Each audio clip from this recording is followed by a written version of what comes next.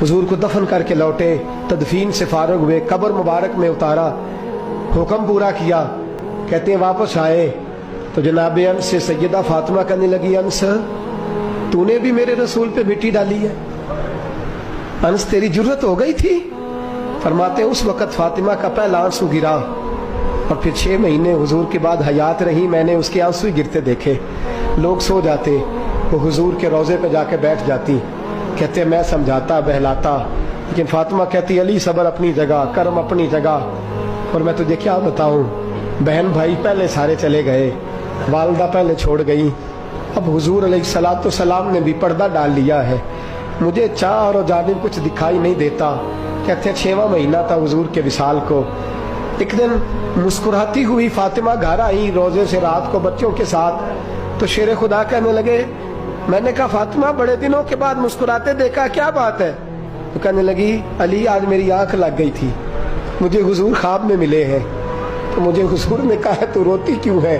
तो मैंने कहा महबूबा मेरा दिल नहीं लगता। तो फरमाया बेटी तैयारी कर, तू मेरे पास आने वाली है। हजरत अली फरमाते बस फातिमा बीमार हुई, चंद दिन गुजरे तो मुझे बुलाया और कहने लगे अली वक्त जाने का आ गया है, ये अली के घर की है इज्जत अली से सुनते, नबी के घर की है इज्जत नबी से सुनते, वो जिसने मुअज़्ज़ज़ किया घराने को, हुसैन पाल के जिसने दिया जमाने को, जाने का वक्त आ गया है अली।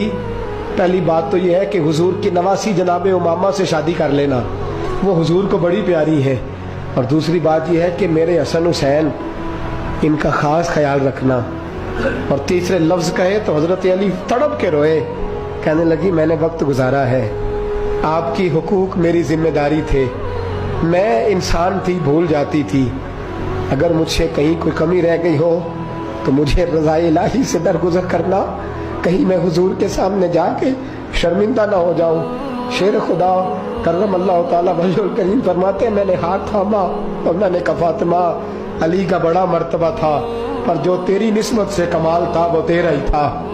तू कैसी बात करती है, तूने तो हद कर दी, शहजादी हो के मेरे घर में खादिमों की तरह रही।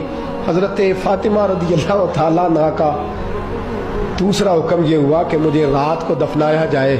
और फरमाया मेरे पहले मदीने में ऐसा नहीं होता था, ये हजरत फातिमा ने सबसे पहले कहा। फरमाया मेरी चारपाई के साथ लगा के ना शाखें, चारपाई के साथ तो ऊपर ला के उन्हें ऊपर से बांध देना और उन शाखों के ऊपर एक कपड़ा डालना, मेरे कफन पर भी किसी की नजर न पड़ जाए।